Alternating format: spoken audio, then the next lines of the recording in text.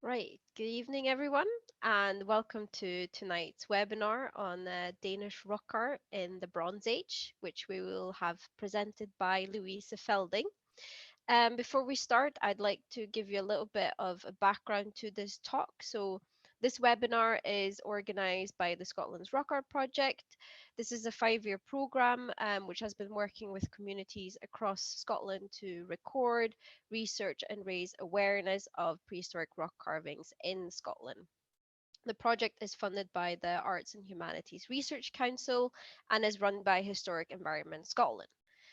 We also work in collaboration with Edinburgh University and Glasgow School of Art. So we are very grateful to Glasgow School of Art for hosting tonight's webinar on their Zoom account.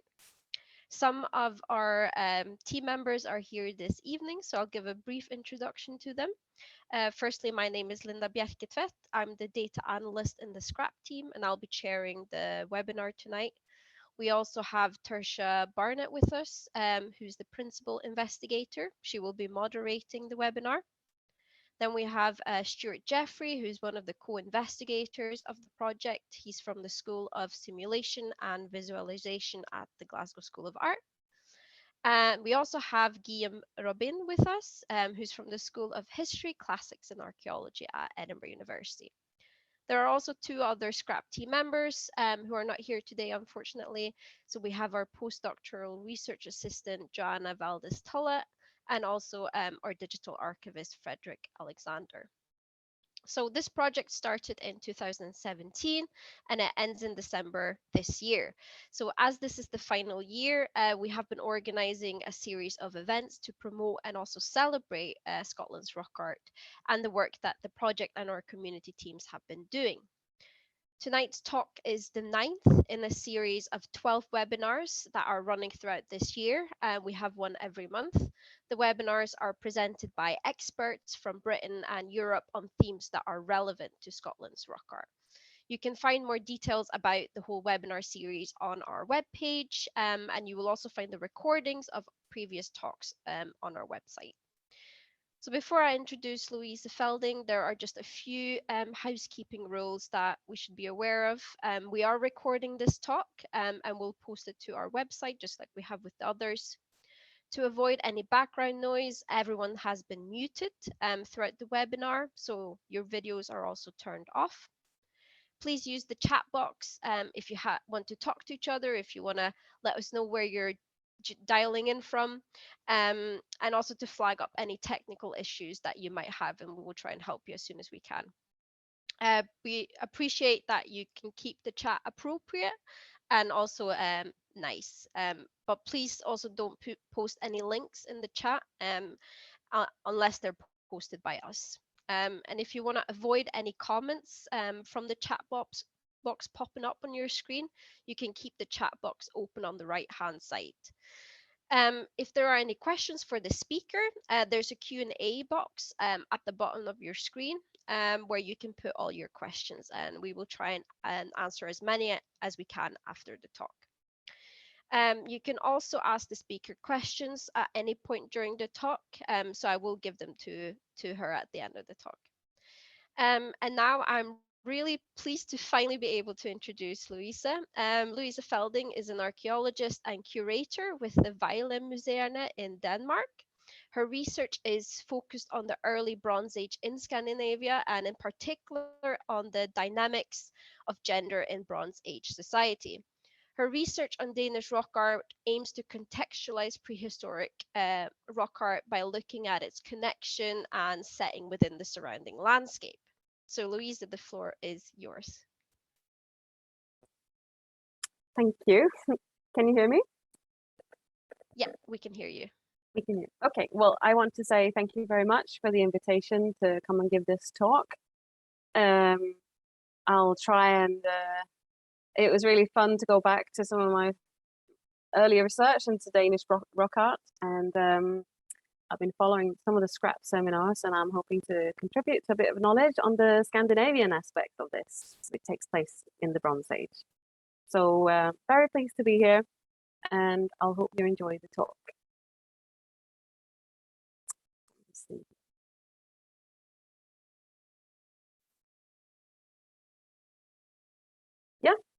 So just because I feel that I was maybe a bit of an outlier here, I'll start with an introduction to Scandinavian rock art, then focus on the Danish rock art because that's my speciality. I've been looking into how rock art is connected to burials in our area, and I'll talk a little bit about excavations that's been carried out at rock art sites to try and contextualize them a little bit, and then the big question of the meaning of rock art, I might not be able to answer, but I will give you some thoughts about the context of the Scandinavian rock art in the Bronze Age. And then, because I work at a museum, I would like to show you how we disseminate Bronze Age society through the use of rock art as storytelling, because it's such a visual way of presenting. So time and place for Scandinavian rock art. We're in the Nordic Bronze Age. We go back in time to about 1700 BC, and it takes us up to the Iron Age, which in Scandinavia begins at around 500 BC. We divide the Nordic Bronze Age up to an early and a late period, and they're subdivided into 6 periods. This is maybe not be so interesting, but it's just to try and say that there's a lot of rock art in the Swedish and Norwegian and Bornholm areas that are from the later period of the Bronze Age, which means it's from 1100 to 500 BC. And we have some motifs, some other contextual rock art that I've looked at in burial mounds that are a bit earlier. But this is where we are in time and place. So I gather we're a little bit later than the usual Neolithic rock art that is British. And this is not a slide I want to talk too much about, but I just wanted to say that the rock art has quite early on fascinated researchers. Already from the 1600s, we've got the first publications of some of the rock art sites in Sweden. And in the Danish rock art in the 1800s, we're beginning to see the first documentations. And what sort of inspired me, or the latest big overview of the Danish rock art, was from 1969. And then it's then very not so many new rock art sites appear. But then in 2010, I wrote my master's dissertation where I did an overall new overview and was able to double the numbers from 69. So little has happened since, but it started very early on in Scandinavia, this interest of documentation of rock art. But Scandinavia is, when it comes to rock art in the Bronze Age, you can see the Bronze Age, the Nordic Bronze Age, the zone I've marked in with a bit of gray on the map. And then I've got the rock art hotspots in pink. And you can see that most of Denmark doesn't have any. We have the island of Bornholm, and I don't know if you can see the arrow if I'm pointing with it. Can you? Yes, we can. Yeah. Okay, good. So this is Bornholm I'm circling around now. So that is part of Denmark, which is otherwise located here. This is Sweden, and this is Norway. And there's a lot more rock art from the Bronze Age in these regions, and it is also because it's predominantly found on bedrock, which we only have in the island of Bornholm in Denmark. Otherwise, that's not part of our geology. But and finally, a picture of rock art. I realized that it took me a while, but my interest started very early on, beginning second year of uni, when I had the opportunity to go to Tanum in Sweden, which is located around here. Each year there's a rock art documentation course, school, summer school in a way. And I was taken there by Gerhard Milstorp, and he introduced me to this magical land of rock art, where you would go out in the night, like on the photo here, to document these amazing drawings. And because it's such a visual media, it just spoke to me immediately, and I've just been interested ever since. And I can only recommend a trip to this part of Sweden to see all these amazing sites. But Tanum is one of the best places for rock art in Bronze Age Scandinavia. The motif, as you see here, is ships. They've got 10,000 of them in that area. Here's only a very few, but also other figurative motifs like animals, men, women, artifacts. There are so many things going on these panels, and it's such an interesting area. Another part of Sweden that's also one of the hotspots for rock art in Scandinavia is Scania, located down to the south of Sweden. Also, ship motifs are very much dominant in the material. And here you also have a pair of axes. The wheel cross or the sun cross is also a very dominant feature, and more ships. And these sites are often also in Tanum, they would have been very close to the sea in the Bronze Age. So there's a strong connection to water. Another place in south of Scandinavia, which then takes a step back from the bedrock, but takes it into the burial context, is the burial mound in Kivik. It's a grave monument, a cairn, with an amazing stone coffin with rock art on its coffin slabs. The monument itself is huge. It looks very flat now today because there's been a lot of stone taken from this burial mound and put into use in other places as it happens. But this cairn is absolutely amazing in size, and depicts some really interesting motifs. There's processions there. There's ships that we recognize. There's the axes. And then there's this here interesting symbol that we don't quite know what is, but it resembles some of these golden hats as they're known, which can only be thought to have a ritual function. And you've got these processions of these people that we don't really know who they are either, but we have these socketed axes with the same kind of bird hooded figures. So there's many things going on these slabs, and we also have one of the first pictures of the chariots as well. And this is from the early Bronze Age, Nordic Bronze Age, so about 1400 BC. It's a very, very interesting grave. To show you some pictures from Norway, another hotspot is called Østfold. It's also dominated by ships that you see in these almost fleets of rock art ships that are depicted here in this area as well. To take you to Denmark now, finally, in one of the places that kind of is part of the hotspots of Scandinavia is Bornholm, and that's also, this is the only place, as I said, in Denmark where we have bedrock. And also here, the ship motif is dominant.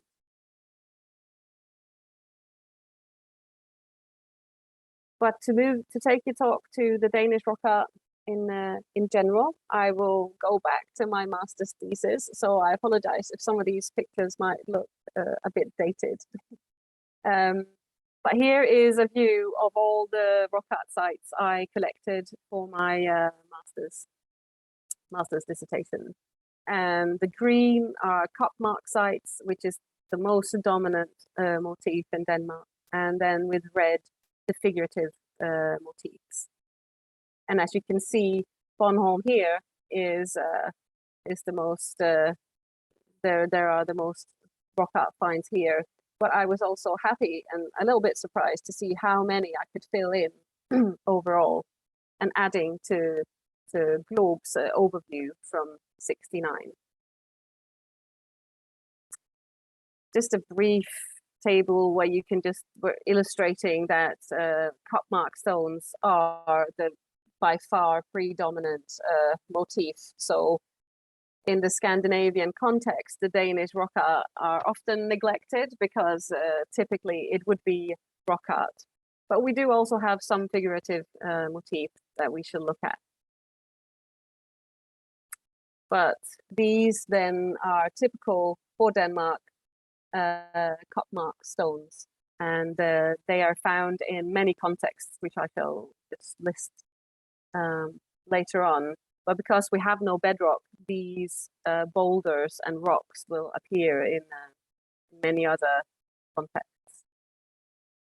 And typical figurative motifs in Denmark would be hands, the feet, and the wheel cross, and the elaborate wheel cross like this with little cup marks on the outside of it, which is very nice. This one's located in Bornholm. And then we have a lot of geometric figures as well. And here we have what's interpreted as a stylized couple that's linked here, where this link and the people, so to speak, would be much more elaborate in the Scandinavian context. But we have also ships again, and more people.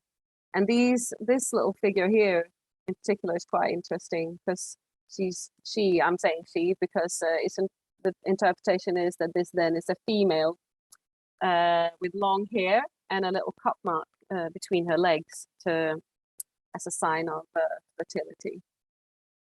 And then we have some wonderful geometric figures as well.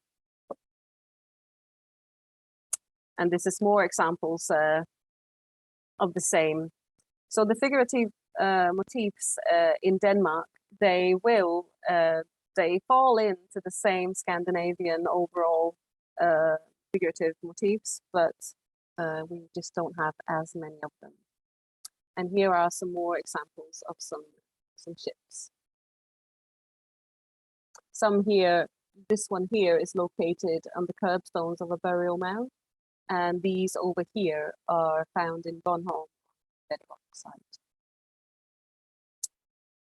We also have some quite interesting ones, I think, is the hand motif, and that appears quite often related to death and burials. And this site here in particular, Sen Ergård in Zealand, is an excavated cult house where these 4 rock art slabs were found here at the entrance of the house as a sort of almost a protective feature. But inside there was 3 urn graves, sadly no grave goods, and there were these 4 rock art stones almost protecting this site. There was also sort of indicators, signs of smelting activities, bronze casting inside this little constructions. So this house is very atypical, not a dwelling, and therefore these stones, they almost have a protective power, or could it be a symbol of a god? It's very, very interesting. And the hand symbol also, the large hands, we see them in the other Scandinavian areas on rock art as well. So there is something with the hands and almost a godly essence there. And this one I love is these hand symbols. We also have them on the bronzes. On the inside of this fibula here, found in Denmark, we have a little protective almost hand symbol on the inside. And I just quite like that, protecting the bearer. So moving on to contexts where these motifs are found. This draws back to the lack of bedrock. So if I look at the area that is not Bornholm, I can see that a lot of the rock art appears on the capstones of dolmens. Megalithic graves are a very typical place for these rock art sites. Burial mounds also have a lot of rock art in them. Freestanding boulders. And here's some passage graves, also megalithic tombs. We have some that turns up in a stone cluster or a circle or a paving. We got some not in situ burials that are not in mounds, could be kists or maybe not a secure context. We have some pits where a little rock art stone turns up, some cultic structures that I just mentioned, and few cairns, ship settings. Some turn up in settlement context, but not very often. So there is a clear tendency to be related to burials in the Danish area. If we go to Bornholm, that's marked with the dark grey, bedrock is obviously the most common place for them. It's only to illustrate that the geology defines so much of where they turn up, which is, I guess, obvious, but it just makes it such a wider range of context in the Danish area, where the typical one would be the megalithic tombs here, many in burial mounds on different stones related to these burial monuments. And then we've got boulders and rock outcrops that some of them are still in situ, but obviously many of them would have moved into secondary locations. And here, I think this was just to show you, we've seen it already, just to see that there's so few places in Denmark where we have the bedrock, and that's Bornholm. And that's what it looks like. And some of these, again, many different ways. These are all somehow related to burial contexts. They come from burial mounds, but sadly, not all archaeologically excavated. So they don't always have the full burial context with them, sadly. But what maybe I have neglected to say is that the Danish area somehow has been regarded as limited when it comes to rock art because there is no bedrock. But on the other side, we have all the things, the artifacts that we see depicted in the rock art. We do have a lot of that in the bronze object in the Danish area. So the iconography and the visual language and the culture is definitely the same. There's things going on that we can see sometimes in artifacts in the Danish area, we can see depicted on the rocks somewhere in Sweden. And that's just such a strong reminder of a connected area with a shared sense of cosmology, beliefs, religion, and rituals, obviously each with regional offset, but there's some sort of shared idea of a world order. But for my studies, to try to work with this, it's a very, sorry about the colors. I hope no one's red-green colorblind, it's really awful. But what I wanted to do then with the Danish material was to see the few rock art that we had that were sort of in a secure context. What could we do with it in a landscape setting? Now that it's not bedrock, but something that's found in situ inside a burial mound.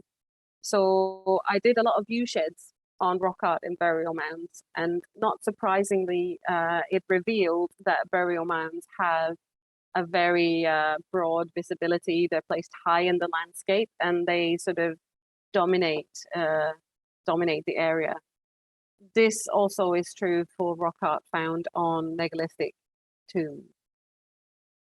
And in contrast to this picture, I did also view sheds on these few boulders I could find that are believed to still be in situ from the Bronze Age. And a general pattern was that, I don't know if you can even see it, but there's a small line of visibility here. But it was just, they're just generally placed lower in the landscape. The topography of where they were was just completely different. It's very closed landscape settings with limited visibility to the surroundings.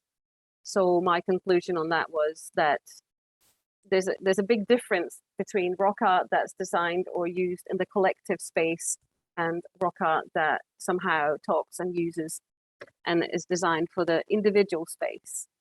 And the way that I interpreted these landscape analyses was that the megalithic tombs, burial mounds, rock outcrops, they all had good visibility from where they were, and somehow it sort of speaks into a open landscape setting that wasn't necessarily something that required local knowledge to know where they were located. And I believe that that speaks into much more of a public use of these rituals that has been involved in the burials that has these rock art symbols on them, or on the megalithic tombs that have been on the capstones added later on in the Bronze Age. I believe that's been much more of a public display, rituals taking place. There's been a society as a collective involved. But then the rock art found on the boulders were quite often, as I say, limited in their visibility, the spaces, the landscape setting was sort of much more closed. That sort of speaks into a local knowledge of where these boulders were found or should be found or were placed, and where these symbols that were carved on them then would be. So I believe that that kind of landscape setting speaks into a much more individual use of these sites, that it could be a place for families, just much smaller, even on the individual level, going there to either somehow not worship maybe, but to be able to know where they are, to use them, to maybe make sacrifices at the site. It would be much more localized on the individual or household level, with the local knowledge of the landscape. And that brought me to the interest. I didn't sadly excavate any myself, but I thought that there would be potential in looking for activities around rock art sites to see if there was any remains of these public activities. But lots of people have been excavated. So for my thesis, I did a research, I just did an archive research on what I could find, and all these sites we see here on the map are rock art sites that has been excavated around them. And the common thing is that on all sites you can see that there's been prehistoric human activity, which is obviously not surprising, but it's nice that it's been recognized in an excavation is a good indicator of repeated human activity. Many of the sites had stone paving in connection with them. Many of the sites you could find cooking pits or traces of fire. And also some of the sites you could see that there'd been some sort of fencing or demarcation of the rock where the carvings were. And on most of the sites, almost all of them, you could see that there was a continuity of use over a longer time span, which is, again, maybe not surprising looking at the panels where you would see a development in the figurative motifs, for example, indicating a quite extensive, long-lived use. But this is also proven now on many sites where we've done excavations. And actually, I remember this, I would have loved to do some excavations near dolmens or megalithic tombs, for example, to see if it was possible to get a Bronze Age context to these rock art and the activities linked to them. But definitely interesting scope to excavate near rock art sites. So the Danish materials, definitely rock art and burials are linked because it's one of the contexts that they appear in. And here I've just drawn some information from the Danish National Database. It's called Fund og Fortidsminder. I'm just trying to think. There is a national heritage database, I guess it would be called. And this here is a map of all the registered burial mounds that we have, and it's about 86,000. So basically all of Denmark is covered in burial mounds. Obviously not all from the Bronze Age and not all with rock art in them. If I filtered through, I could see now here that the numbers where we've got finds from the Bronze Age, they are much more limited. But it is a working hypothesis that in the Bronze Age in Denmark, 30, 40, even 50 has been suggested as the number of burial mounds that were erected across the land. It's a monumental effort to build these burial mounds for the dead. And for my master thesis, again, I did view sheds on all these. These are now burial mound sites with rock art known from them. And it's not surprising that they're all placed in high places with great visibility. And you can almost see that there's this inland corridor, which is a travel it's almost like called the Army Road, because historically this has been the way that you would travel across the land, north and south on this area here. Otherwise, there's a strong tendency to be located near coastal areas. And here again, it's a analysis of rock art where it's found, because in the mounds you can find it on curbstone, you can find it on coffin slabs, and then also I've got rock art from unspecified gravestones. Not all documentation done allows for detailed study in that sense. But they're both used as part of the individual burial structure in the coffin and also in the burial monument itself in the curbstones. But then in 2018, I had a chance to go and dig a little bit deeper to show an interest in who were actually then, what individuals were buried with these symbols. And I found rock art from 36 burials. Sadly, there is no clear sign of any ritual paraphernalia found in the graves. I say sadly because that would have been interesting, but sadly there was very poor preservation for all these graves, and many of them were also disturbed by grave robbers, both in prehistoric time as well. Because they are from burial mounds, there was a tendency towards the rock art being dominant in the early Bronze Age burials, but that's purely because that was the burial practice of this time. Later in the late Bronze Age, you would do cremation in urn burials, and therefore it would not be part of a coffin slab, for example. As we can see here, it was difficult to determine gender because the grave goods didn't really allow for it unless there was a sword that quite clearly indicates a male burial. But there was, when looking at the burial practice, the inhumation and the cremation were almost found in equal measures. And that's because in the early Bronze Age, there's a sliding tradition, sort of changeover from the inhumation graves to the cremation graves taking place in a coffin, so to speak, and where the bones are laid out, the burnt bones are laid back into a coffin. And then in the late Bronze Age, you have a complete changeover where you start using urn burials, and there we don't see any of these rock art burials found. It was interesting to see that the figurative motif actually dominates over cut marks in this context. So obviously burials is something a little bit different than the most common otherwise motif in this area. The typical grave goods that were found in these burials were pole staves. I think it's an English word, but otherwise it's a bronze axe.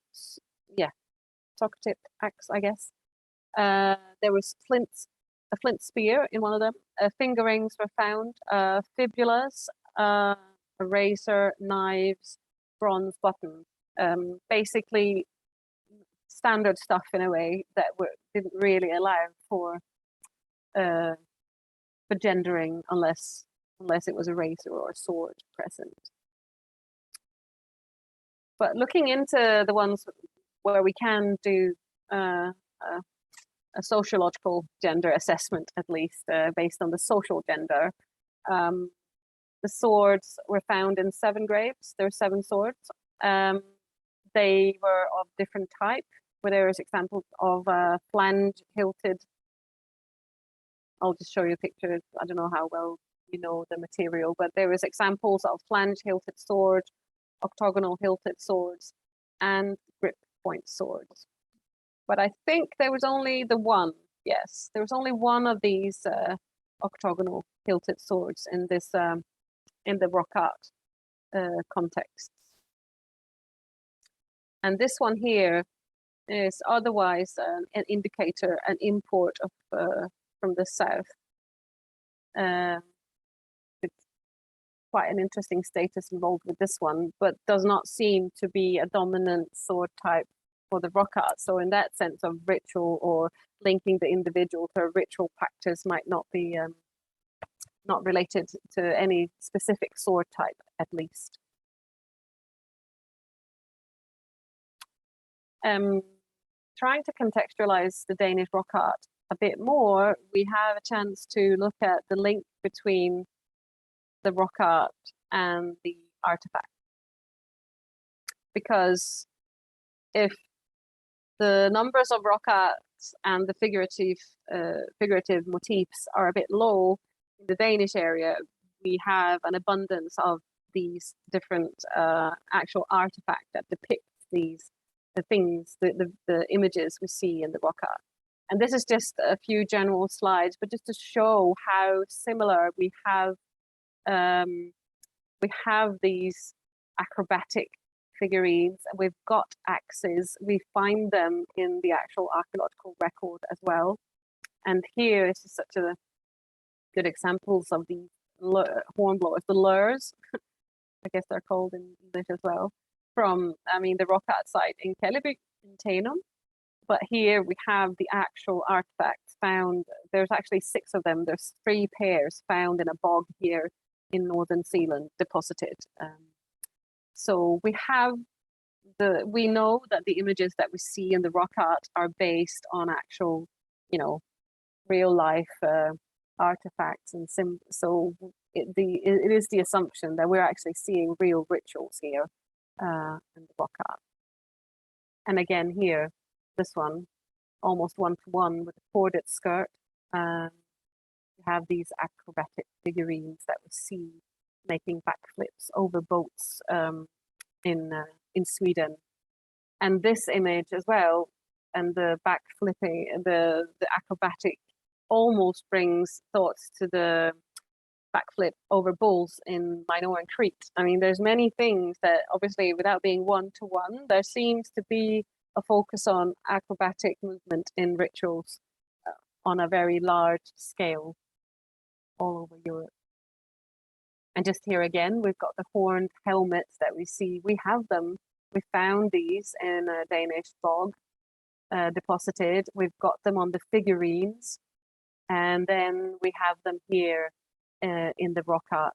And I think the hornblowers we had before as well, they're also wearing horn helmets. So obviously a lot of ritual significance in the rock art. Some of the same slides, but just to illustrate, yes, these axes here, we have them. We have this on a razor, and those are sort of almost mushroom-like axes we see in a lot of rock art. Something that we don't have very much of is wooden figurines, but we have one in a bog from northern Jutland, and as we see, fertility is obviously, I think, is something that's repeated. Male fertility, and the big calves apparently also a sign of male strongness. But the fertility is throughout prehistory an important feature, and not least in the Bronze Age. So what does it all mean? this is probably where I will not provide any secure answers, but I can give you some hints of what researchers are thinking when it comes to rock art. This clear link to water. So water carries meaning, and also just the abundance of ships we see in the Scandinavian record. We see it in the rock art in the middle Scandinavia, and we have them on the bronze artifacts. There's lots and lots of ships as a iconographic motif in the Danish area. The water carries meaning, and it also carries people. The traveling of being able to travel on water, traveling on sea is important, but also the more liminal, the cosmological significance of the waters is also apparent. We have, as I say, this in the Danish area, many depictions of ships. We have a small ship here, and it looks exactly like the rock art ships we see in some of the other areas of Scandinavia. But then the swords themselves in a pair here is almost like a ship themselves. So there's lots of thoughts of the ship, the water, rock art. We're getting into to an idea of what the world, they thought of the world, how it was constructed, and there seem to be some liminal spaces where land and sea, obviously there's some place where they meet, and the waters carry meaning, and there will be some transitional spaces where it's possible to somehow meet up and join or merge the life and death. You can talk to the other world, and here bogs, rivers, and lakes are very important as these liminal spaces, and wetland depositions often found between settlement areas, but also there's just always a focus on wetlands when it comes to depositions as a place and a space where you can communicate with the otherworldly. Another significant feature of the rock art is that, and the Bronze Age cosmology, is that there's a lot of the meaning of two. There's often two artifacts or men or both depicted in the rock art, and we often find artifacts deposited as a pair, and not just as a horde, but as a pair. And we've got examples of these again, ritual battles, perhaps, and then could this be twins, the twin gods that we have a possible connection to Greek mythology, maybe even further afar, where the twin rulers, twin half gods. This is something that we see could also actually be apparent in the Bronze Age cosmology. And this talk has gone much faster than I thought, because now I'm almost at the end. So I apologize if I've been speeding through it. But now I wanted to share with you why I think rock art is such a strong media, because I work in a museum. So I really like to talk to people about the past, and sometimes it's just really difficult because the people are dead, and it's sometimes hard to look at the objects and imagine how it was like. But with rock art, I think there's a much more immediate connection with what happened such a long time ago, and also in a way where we are all experts I mean, it's such a media that we all meet with our own sets of eyes, and it speaks to you as a person directly, and give you ideas and a connection with the past. And that was what got me in the early days of university. I just couldn't really let go of this visual way of connecting to the past, where it was just telling me stories. And this kind of storytelling we've taken into an exhibition that's at our museum at the moment, where we would like to disseminate some of the Bronze Age world rituals, world beliefs, trying to connect to people in a different way than just showing artifacts. So my colleague has made this little film that I would like to share with you, just to see what we can do with rock art. And this is not entirely, this is a mix of all the little bits that we would like to use to tell a story. So there's no one panel that tells this whole story. There's also a figure that we've drawn in as a museum, because it's used in a narrative that sets the next exhibition scene. But I would just like to share with you how to maybe disseminate some of the Bronze Age world beliefs. So I hope this works. And if it doesn't play, someone please let me know. Here goes. And there's no sound, so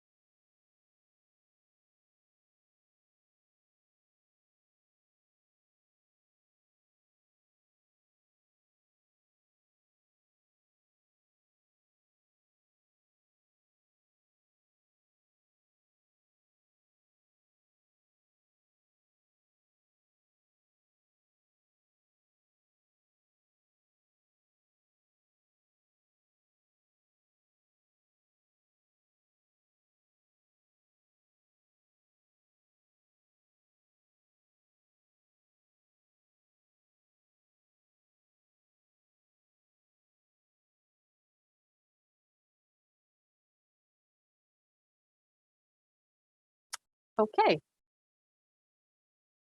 And that was actually my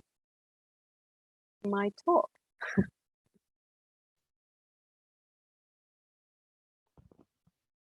I'm back, I hope. Thank you so much, Louise. That was fantastic, and I absolutely loved the animation.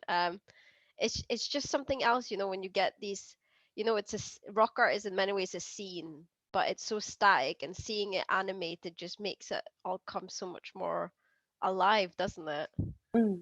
And also, it's so interesting to see all these kind of parallels between what we're seeing in Scotland for the rock art. There are many similarities also with what you've just presented, and also differences. Yeah. But we have a couple of questions for you. Mm-hmm. So if you're happy to Yeah, answer them, if I can, yeah. we'll see. So the first person asks, what's the difference between green and red dots? I'm assuming that has to do with one of your slides Yeah. Shall I potentially. go back, or can you still see my Yeah. screen? Yes, we can. Yeah. Well, I can just quickly say that it was the figurative and the cup marks, really. It wasn't such a, but yeah, we can go back to any slides that people want to see again. Oh, that one. Yeah, I mean, it's just quite basic. That's right. It was just to illustrate that the figurative were the red, just to show that there weren't that many. Yeah. It's interesting that it's all towards sort of the eastern side. There's this gap on the western side. Yes. Do you have any explanations or why there is sort of a discrepancy there in the spread? Yeah. There is, as I say, bedrock is only over here. And then this is the sand outwash plain from the last ice age. So there's absolutely no stones here. I mean, Ah, I see. it's not completely rid of dolmens, so it's fair enough. But it is interesting. So this it's definitely something that links to the spread of the burial mounds that are built out of turf as well. And that's all mostly over here in the agricultural land. But it is interesting. There's not a lot over here because now just hold this in mind. There is as you say, it's quite empty, but I had a lot of burial mounds over there. So I agree. It's an interesting pattern. Whether it's a sort of regional variation that they Hmm. just simply didn't care about rock art or they didn't want to make it, or Yeah, I mean, it's definitely interesting because you can see over here, it's not for lack of, I mean, again, these are burial mounds. Many of them are on megalithic tombs as well. The one with the green and red, that was a mix of all the rock art and all the context. These are only mounds, but yeah, many yeah, of the rock art are from mounds. You can see that they are in that part of Jutland, but they are. yeah. Cool. Let's see. This also refers to, I'm assuming, one of the viewshed maps that you did for the rock art, because someone's asking where is 1034 close to town-wise? Let me see. uh,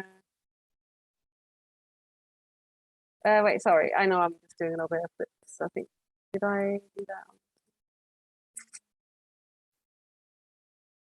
Yeah, yeah. So I could have done a little inset for you. I'm sorry. No worries. This is Thy, and Thy is located on northwest. It's the shoulder of Denmark. So Tisted, if anyone knows it, is around here.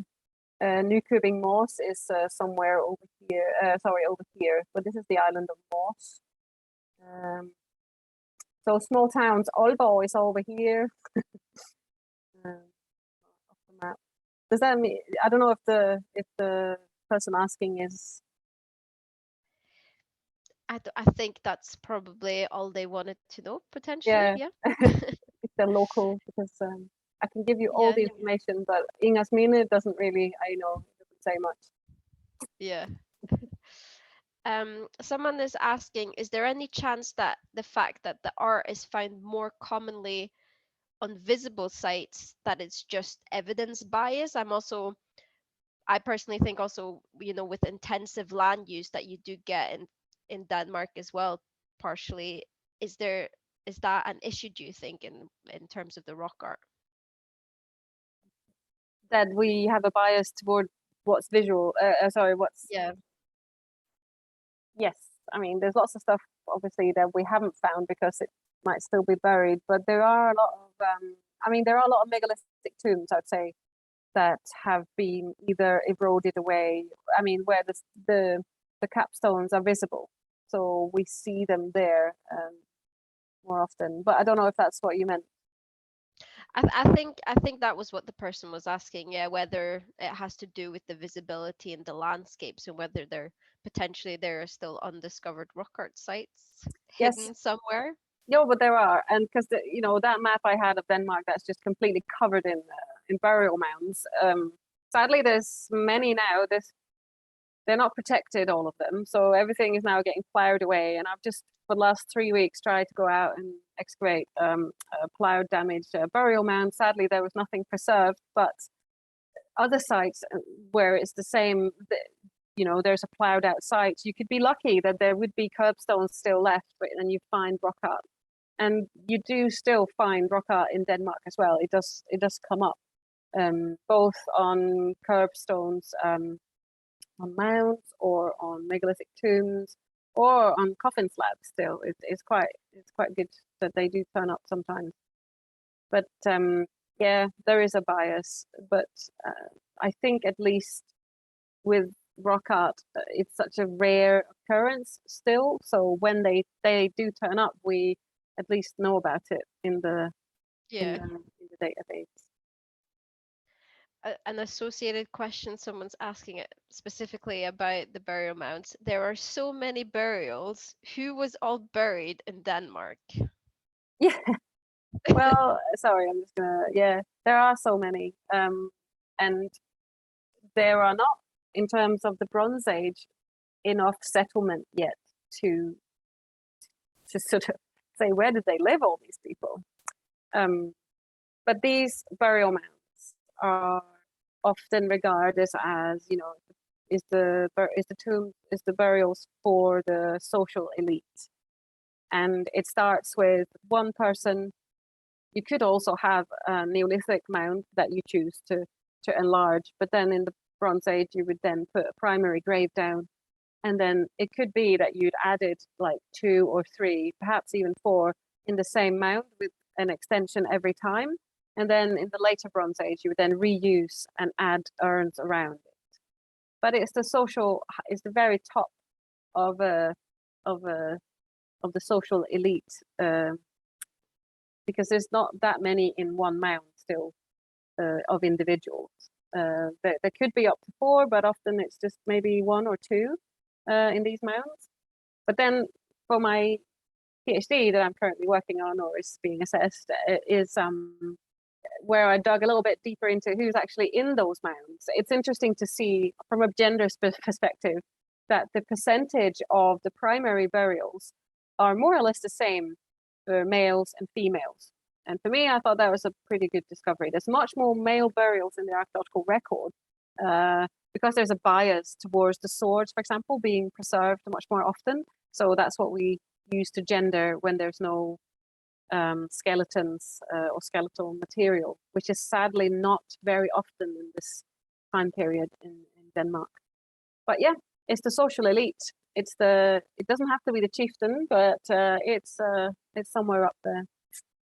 Makes you wonder where the rest have gone, you know, the majority of the population is like. Yeah, there are also agriculture again. I suspect they've been plowed out, because we do have flat field not even cemeteries, very few cemeteries, but you do have flat graves around some of the mounds or in places, but they just simply they just vanish. I mean, some of these are, you know, that some burials that have been covered by 4 meters of burial mounds are just sometimes only barely there. So the archaeological record, that's not, it's just been plowed away because it's been agricultural land for so long. Yeah, I think there's someone who's actually touching on the whole gender perspective of burial artifacts. So Eric is asking, how do you know that a sword indicates a male? I have read more research regarding female warriors. So I guess I don't. Do you want to elaborate on it, since you're also yeah. doing the PhD on it? No, it's a good question, and the quick answer is okay. Yes, I don't know, because any gendering should obviously be linked with some sort of osteological sexing or DNA to be sure. And it's true that you have burials with swords. I think mostly though it's in Viking context recently that's more of a thing. But it, for my PhD, I look at it.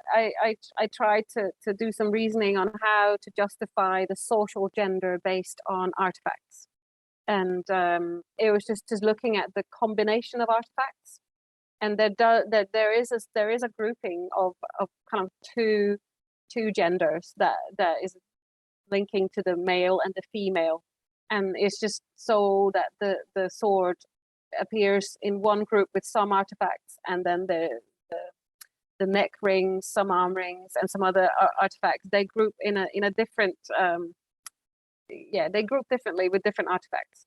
So it's the norm that the sword would probably indicate a man. But if there is only a sword, it's not impossible that it's a woman there. But I would just say it's unlikely. Yeah. And still staying on the gender subject, but moving back to rock art, Joanna is asking, Oh, I just lost the question. I thought it was interesting that you associated the depiction of large penises with fertility. Why this interpretation and not the typical correlation with male dominant societies or demonstrations of male dominance slash power? Um, well, that's I'm almost tempted to show you another video because I couldn't quite choose, but I don't know if um uh, I'll just put it on whilst I'm talking. Can I? Yeah, yeah, go for it. Go for it. Because it's just the yeah, I wouldn't say that. No, I wouldn't say that the male fertility. Yes, that's one aspect, and I also think Joanna's right. There's a lot of masculinity involved in the erect penis. That some of it will be here, but then there Yeah. are also firing scenes, and there's also it's the cyclical thought of the Bronze Age, where the sun is such an important. Yeah, and now we all see sword fighters, but the sun is so important for the way that you see the world. That I just think that that also is part of it. And we do also have scenes where there is the ploughing scenes, and there is it called? I'm trying to sodomy, so sex with animals, kind of fertility. There's also that depicted in the rock art, and then you have the male fertility actually linked with another person that sort of indicates, you know, life, a child, making a, you know, reproducing. So all those things. It's just that this guy here plowing the field, he also is very erect, and the guy up in the corner is also doing special kind of husbandry. But it's just that, so there are, I think, a range of meanings here that has to do with fertility there, for example. I mean, there are scenes that sort of looks like they're depicting people. That's this is a museum exhibition, so that's our take on it. That's what we're trying to sort of get out of it. That there's also a male-female aspect of the people there. But yeah, male dominance. I don't know why I just don't automatically go there, but yeah, obviously it is an indicator of, of masculinity, definitely. So Yeah. I'm not disagreeing with that. I just for me it's the cyclical thought of the sun that and everything that I just take into the religious aspect anyway of the Bronze Age society. That's why Yeah. fertility for me is very important.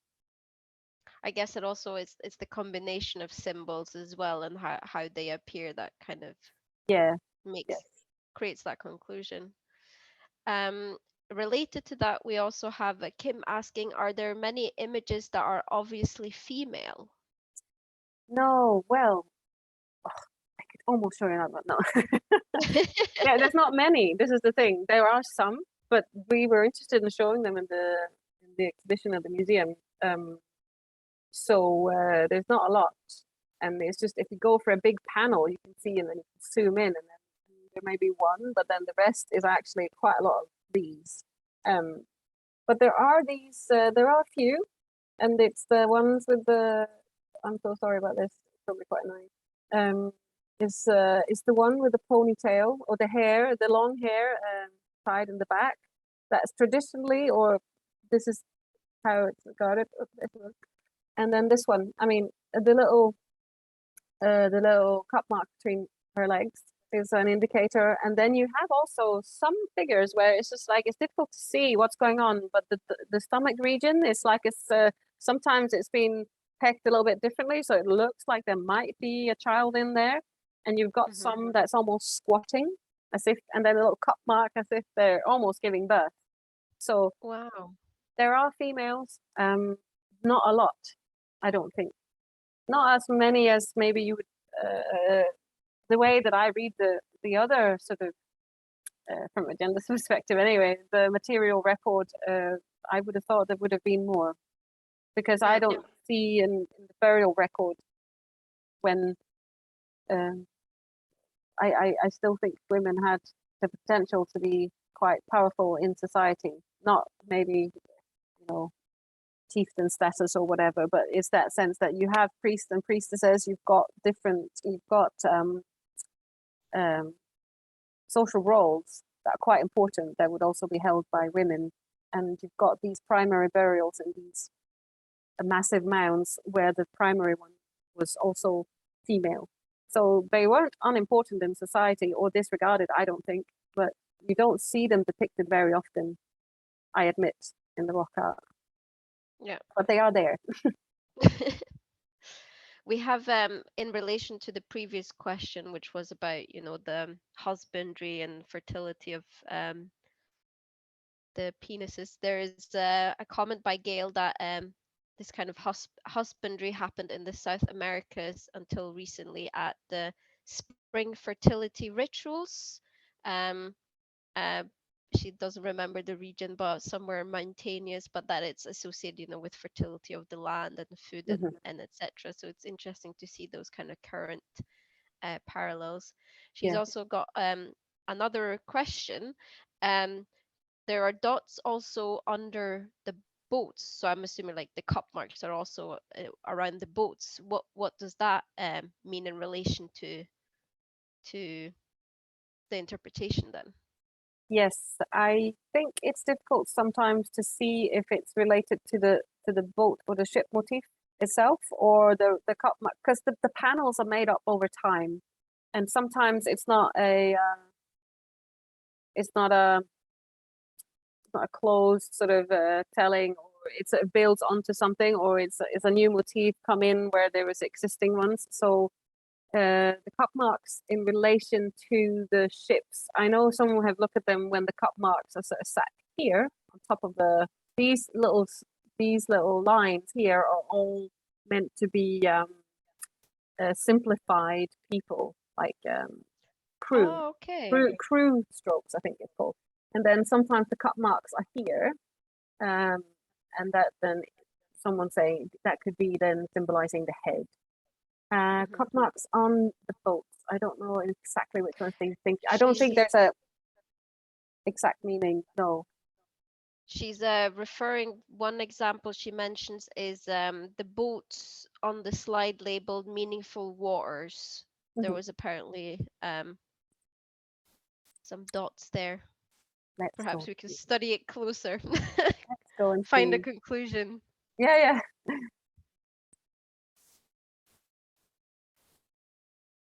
There, maybe. Yes, That, I guess that's it. Yeah. yeah, that is hard to tell. I don't know if I I don't actually know this panel in detail. I would assume this here has a sort of a shared sort of story. So there's something to do. This is maybe one um, There's a connection between the motifs here. These are all slightly these have been added differently over time, I think. So to say exactly to which these belong is difficult, and I don't entirely know if they're related to this individual ship and that to that one, or that to that one. Perhaps, maybe it could also be that somewhere in the Neolithic they started out with 3 cup marks as something completely different that meant something, and then it's been added on to this panel.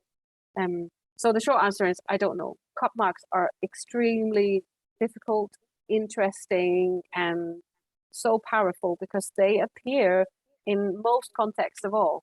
And I think they can have so many meanings. And it's really the way that I love rock art, because it speaks to you so directly. It's also clear that I am missing so much meaning here. Because some people, there's definitely things that you would have known exactly what this was in the Bronze Age. This means this, and that symbolizes that. And but I don't know it. Yeah, that's our struggle with the interpretation of the Scottish rock art data as well, because we're just dealing with a bunch of cup marks, and it's hard to kind of find definite answers. But at least, you know, one step at a time, and hopefully, eventually, maybe things will become clearer. Um, Definitely. But moving on to the rock art showing the hands. Mhm. Emma is asking, how big are the hand rocks at the cult village? They're quite big. Are they more than like a human hand size, like larger Yeah. than realistic hands? It's bad archaeologist me because I didn't take any. There's no scale, was there? But they're big. It's I'd say the rocks are maybe half a meter high or something long. So it's almost real hand size or a bit bigger. Wow. And Hmm. then you've got some of the ones on the panels where you've actually got people with hands. Sorry, I'm just looking around now. Uh, I'll find some hands. They can get very big, um, and then the hands are enlarged as well on the rock art panels. But the ones we have, they are bigger than life size hands, um, or just about the same as this is an arm's length here. But this probably is 50, 70 centimeters tall. This stone here, It's and that's pretty two big, hands. isn't it? Mm, yeah. What sort of, I mean, this is not necessarily related, just my own interest. What sort of method is mostly used? Is it pecking or, Yes, yeah, but I'm not sure much analysis has been done, research has been done on it because sadly they're also quite eroded. It might be that the more intricate designs in Bornholm have a bit more signs of being incised. Is that what it's called? But I think pecking is the main method. Yeah, yeah. There's someone actually asking, Kevin is asking, is the rock art found on boulders that are weathered granite or on a variety of stone types? it's mostly granite. Granite, okay. Um, then we've got another question. Um, Gail is saying that she's quite interested in the boulders with carvings and wonder if they are used as way markers across the landscape, along with own stories attached to each. Has anyone more recently started to look into any of this, for instance, network analysis? She's also referring to if Tom Brugmans is here listening. That's the network analyst guy in Denmark, isn't it? I think. Yeah, yeah. Yeah. In terms of wayfinding and the boulders, I don't think so. On the megalithic tombs, maybe because they would have been visible or you would have known, um, but the boulders, the freestanding ones, they were there. The topographic setting of them being such in a low landscape setting and not really. It's much more of a closed landscape setting. So they wouldn't be used for navigation, I don't think. And also, there's something with which also ties into my visibility studies when I say, oh, it's such great visibility, but actually the rock art might have been completely sealed in a mound that's very closed, closed landscape setting in itself, sort of locally inside the mound. But the mound would have um, this great view over the landscape. But uh, but the rock art itself, it's really hard to see actually. I mean, now as well, I mean, when you also, I guess, go out and see them, it's just you have to know that they're there to see them properly. So um, as landmarks, I think burial mounds, definitely megalithic tombs, all these sort of topographic high, they dominate the landscape setting. And then if you know about the rock art, then that's maybe an added meaning to this monument that you can see. But to sort of actually see the rock art, it had to be freshly pecked, or I don't know. They're actually, um, which is also when I even think of having these, I assume, public rituals. We all know that the rock art were there. I mean, would it be at night? I mean, the freshly pecked might stand much clearer, or is it really these bonfire and the shadows that it makes that make them sort of spring out to life? Because otherwise, they're quite hard to see. So funny you're saying that because I think that's pretty much the same conclusions we're drawing from the Scottish data as well. I mean, it's often said that rock art, has super extensive views and and can be can perceived and be perceived from so far away. But actually, the results we're getting from the analysis that I've been doing is actually that, yeah, it's more private. They're often a bit tucked in the landscape. You Mm, know, like you're saying, you have to know where they are to find them. yeah. So it's thinking about these other ways of exploring rock art, you know, through bonfires is, I think, makes sense. But perhaps this is where experimental archaeology would help us a lot Yeah, as well. yeah, yeah. Yeah, yeah. Yeah. No, but you're right, and it's interesting that it shows that. And Richard Bradley did some studies as well, didn't he? Where he also found that some seemed to be set back a little bit, where he could also sort of do some landscape positioning and draw meaning from it. But definitely, but I think the visual aspect of uh, of rocks with meaning, then if you knew that sort of viewpoint of where they were would probably have a lot of meaning. But yes, to see the symbols themselves, you would definitely have to know where they were. Yeah.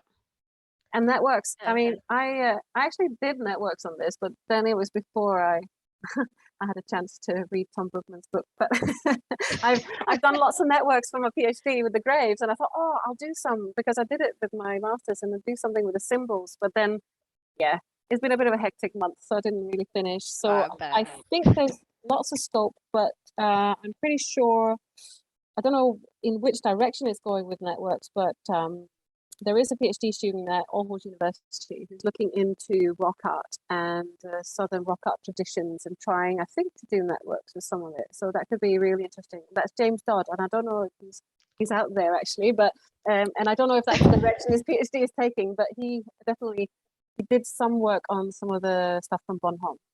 It's been published Very in cool. Eduranten. Yeah. Very cool. A lot of people are starting to ask about the colors. So Yeah. let's see.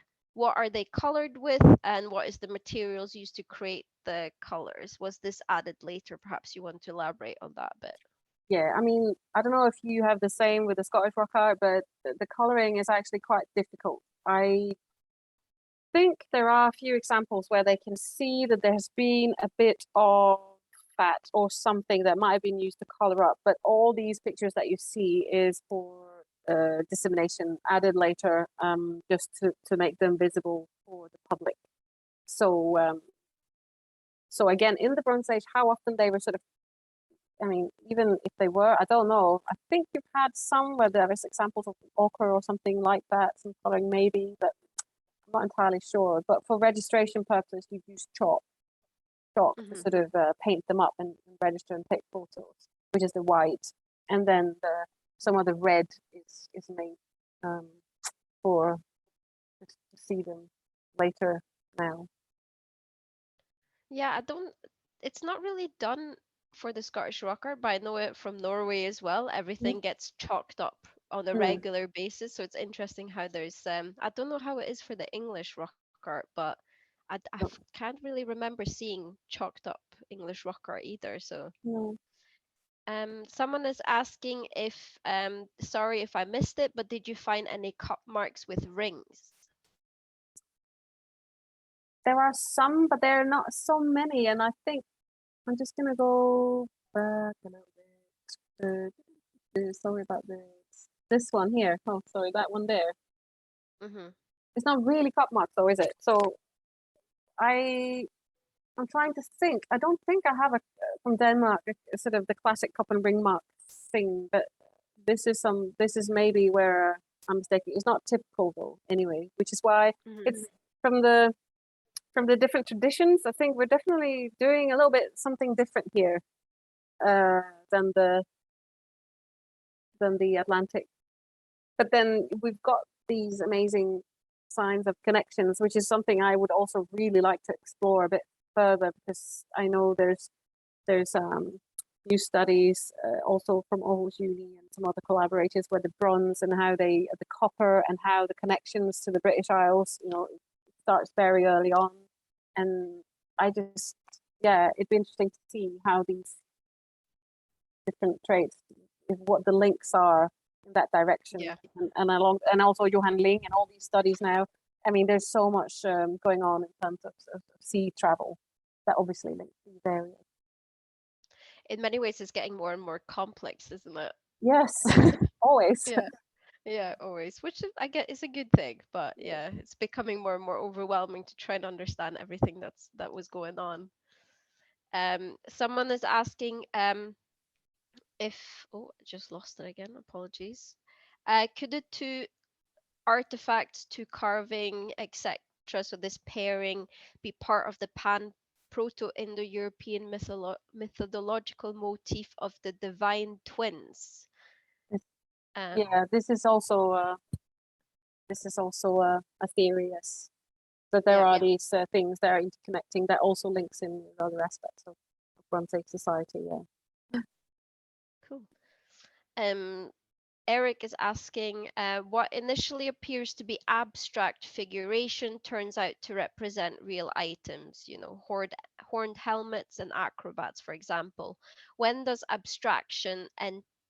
uh, abstraction art forms enter or begin? I think that's the question. Or maybe the chronology of it in Denmark, for instance, if is there any clear differentiation between the abstract art and the figurative art for the on the rocks? Yeah, the abstract and the more geometric is usually earlier. Hmm. So I mean, the cup mark first, but cup marks all the way, and the cup mark last. I mean, I think it's just that's the universal. And then this one here is very abstract, right, for its Yeah. representation, and that's also generally the more, and these here, it's the earlier. Then we see more figurative that links in with some of the panels from Middle Scandinavia, which is also a bit later. Yeah.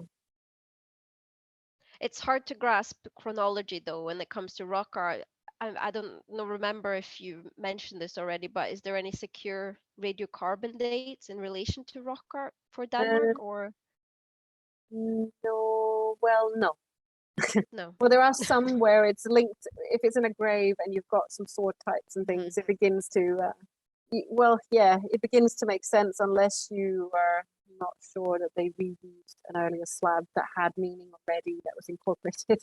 So it's difficult. I think some of the best studies are Fleming Cowell, who's been able to demonstrate the way that the ship sterns, how they change over time, and he's been able to show that in relation to ship motifs on razors that's been given as grave goods that then has a more closed chronological dating. So these here, when the ship curls up like this, the stern, the earlier they are.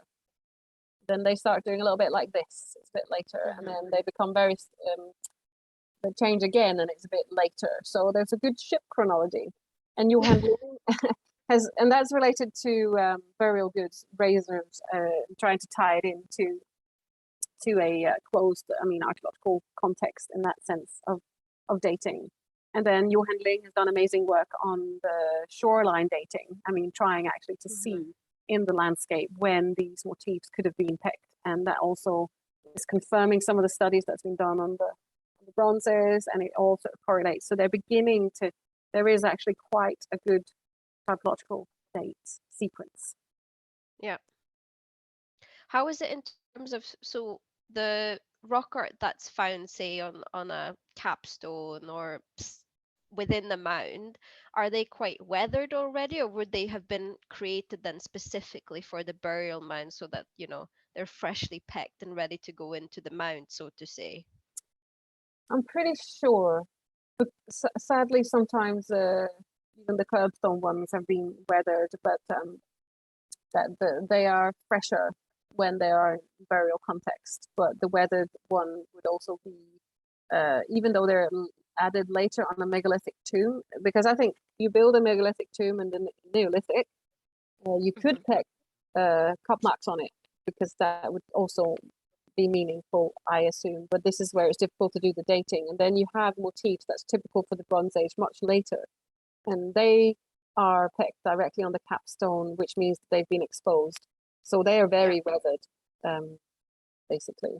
But the ones that are sealed are more fresh. Yeah. Yeah. Interesting. There's a lot more to untangle there of how something enters and yeah. Mm. Someone is asking in relation to an image with the ponytail. Yeah, this That one here. is, I think so, yeah. They say that it looks more like a bird head than a ponytail. Are there other images and artifacts that perhaps lead to the hair interpretation rather than the bird head figures? Or are there bird head figures in Danish Yeah, Bronze Age artifacts? yeah. Sorry, I missed half of the. Yeah, this is the correct. It looked like a bird head as well. I'm just taking it as a female because of the little cut mark between the legs. But Mhm. this is all interpretation, so there's no right answers here. And the bird masks would also be. Let me see if I can find it. I'm going the other way. Sorry. Yeah, No worries. we have. Um, I mean, there's not a lot of rock art with bird masks. Well, you could say this one then maybe was, yeah. But we do have artifacts. Uh, I showed one from Shivik. That's obviously then not Danish, but um, sorry, I did. Ah, We get to anyway, see all the amazing rock art I again, so know. it's I'm great. sorry. Now I went the wrong way. Maybe this is tedious, but there are bird masks. There was a socket axe that had this head of a bird mask, and then the Viksø helmet, the ones with the horned helmets, they actually Yeah, have yeah. a little horn. They have a little beak at the end here. Oh, cute. So they are also, and then they've had signs of they might have feathers here as a sort of in between the horns. So they've definitely been a mythical creature, but there is actually a little beak. So you could say that that's also a bird mask. So there's definitely bird human intertanglement as well in the ritual sphere of the Bronze Age. Yeah. Very cool. We've got only a couple minutes left, so I've saved you a bit of a philosophical question for the end, or something that you can perhaps state your opinion on. Could the marks, I'm assuming the rock art, be a language? That's a good question. I think I know people are doing some research on it, and I'm not entirely sure because I think but this is beyond my expertise. I don't know anything about it, but I think something to do with a language. There has to be some sort of formal syntax, something that I don't necessarily see here, but I believe that there's narratives and there's storytelling, and I think that there's I don't see it as writing, but Mhm. that's me. I see it as much more of a visual storytelling, aiding narratives, and also there is definitely there could be almost like a manuscript. I mean, there could be things, a sequence that you have to go through at a ritual, uh, but I don't see it as writing, No. but symbols. But this is a little bit. Uh, I don't know enough about it because but it's an interesting research topic, and I think there are people looking into it. Yeah. Very cool. I mean, the animation definitely makes it come across as, storytelling, a sequence, a scene, Mm. and also entertainment in a way. Yeah. Yeah. Yeah. Um, I think we're going to close the webinar for now. So thank you again so much for taking the time to join us tonight and tell us all about Danish rock art. I certainly learned a lot, and I hope everyone else found it very interesting. We've got already registration open for the next webinar, which I believe is Monday, 25th of October. We will have Dr. Phil Rees with us from Bournemouth University. He will be talking about rock art surveys in the Colombian Amazon. So I believe perhaps the link will be in the chat. Otherwise, all the information is on our website as well. So thank you very much for joining us, and hope you have a lovely evening.